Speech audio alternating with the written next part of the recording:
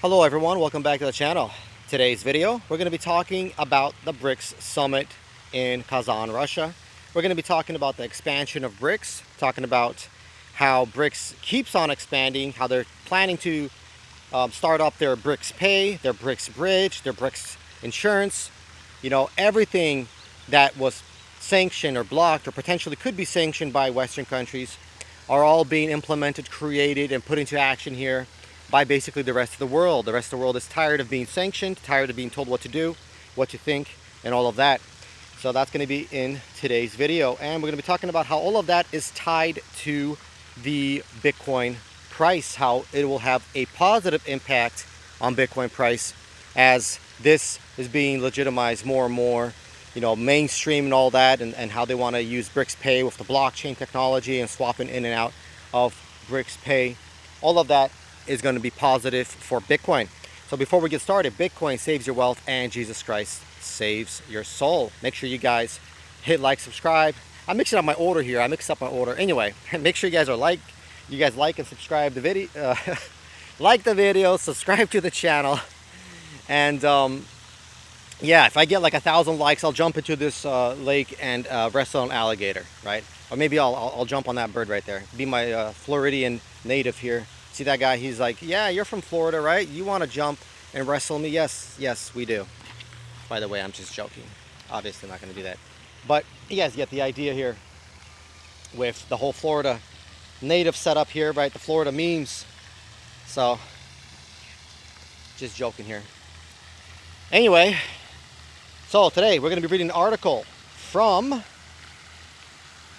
the Washington Compost.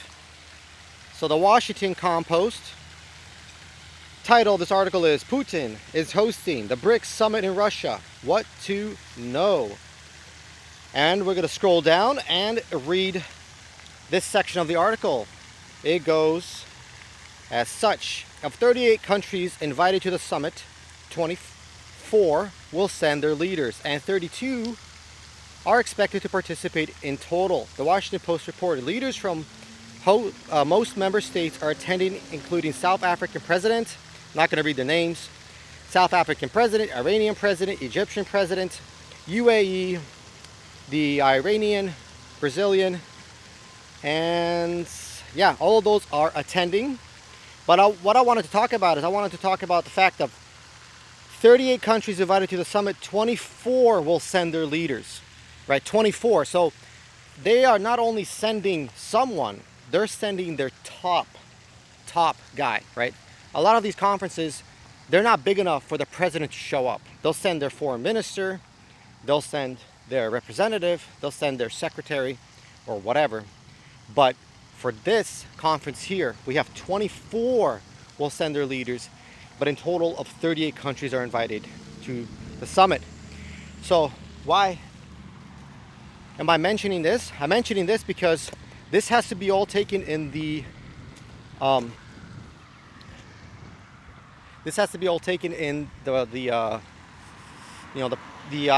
the situation with the whole Ukraine war. Remember when this first started, but Russia is going to become a pariah. Russia is going to be hated by the world. Russia, no one cares about them. Everyone's going to turn away from them. The Indians are going to turn away from them. The Chinese are going to. Well, we have a whole bunch of countries showing up to Russia, right? This is in Russia. This is in Kazan, Russia, to the BRICS summit. Not only that, but last year, I think it was like 4 countries joined. UAE, Iran, Egypt, Saudi Arabia has not officially certified it, but they are basically joined. All of those countries have joined, and it's expanding. Not only that, but we have a couple of other countries that want to join: Thailand, Indonesia, and then Turkey. Turkey is a NATO country, and they want to join as well. Now, read a little further down into the same article. It says several leaders of countries outside BRICS are also in Kazan, including Turkish president, Uzbek president, and Vietnamese prime minister. So you can see how more and more countries are either joining, they want to join, they're looking to join, and all of that. So what does this have to do with Bitcoin? Well, all of these countries are joining because they're all tired of being sanctioned. They're all tired of being told what to do, what to think. They're being told what financial institution to use, how they don't have a right to use their own, currencies outside of their country.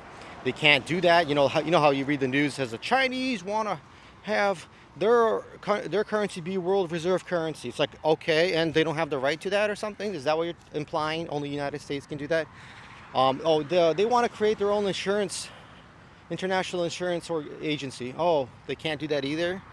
And then they want to create a basket of currencies. Okay, I guess they can't do that either.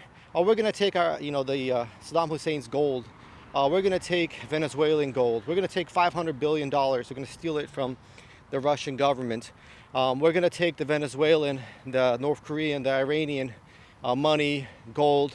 We're going to confiscate their property. We're going to take the billionaires and the millionaires in Russia. We're going to take their yachts. We're going to take this. We're going to take that. We're going to freeze your bank accounts. And not only that, they also attack their own citizens. They say, oh, you support the truckers in Canada? We're going to freeze your bank account. So this is not just against other countries. This is against anyone that goes against the system. And we can see here with the BRICS summit that a whole bunch of countries want to join. This shows you the trend, right? This shows you the trend of all these countries looking to get out of US dollar dominated financial system. Not only is BRICS looking to solve that problem, it's also the problem with bridging currencies between themselves. They also want to do an insurance system where they can insure it. Remember, in like last year, I think it was, when Russia wanted to sell their oil and gas, and they put them on ships, and they're supposed to ship them out to whatever country purchased it. But the insurance companies were all from the UK, I think, or most of them from the UK. And so the UK says, well, we're going to sanction you, so the insurance companies cannot do business with you.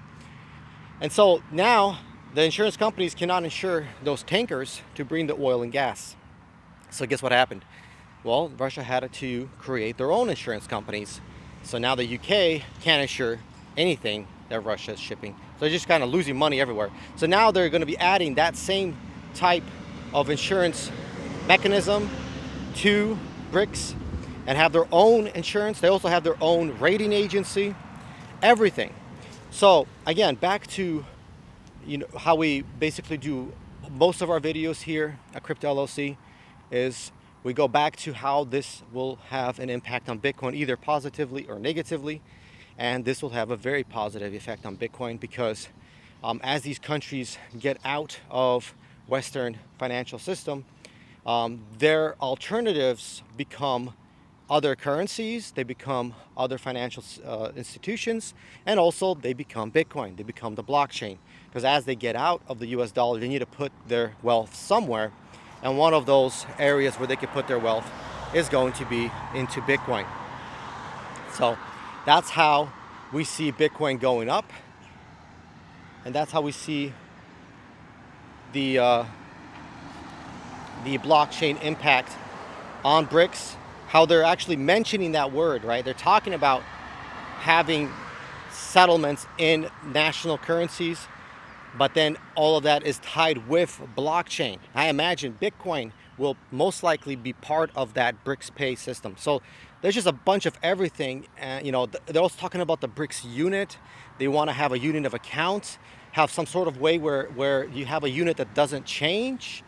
And maybe it's based on a basket of currencies, and a basket of currencies plus a couple of commodities like gas, oil, natural gas, and oil, and probably a couple of other commodities in there like gold, and maybe some very, very precious metal like palladium, things like that. So all of that will then create like a BRICS unit of account that'll be very, very hard to change. It's not going to inflate or deflate.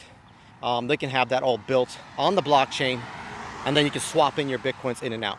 So we can see the BRICS is always expanding. Again, Turkey wants to join, or basically apply to join. Thailand, Vietnam, Malaysia, Indonesia, and so on. So every single year is getting bigger and bigger and bigger.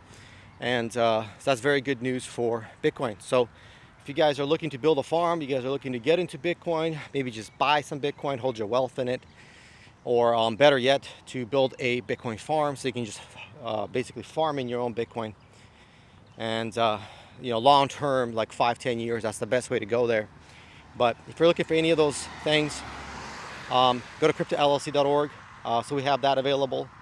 So always remind you guys in all of our videos, if you're looking for anything related to Bitcoin, go to cryptollc.org. Don't forget to like, subscribe. That's it for this video. Hope you guys like it. Hope you guys like the type of content we're creating here for you. Going through all the news and geopolitics and all that. And when I have an update from North Dakota, I'll let you guys know immediately. Well, that's going to be it for this one. Until next time. Bye-bye.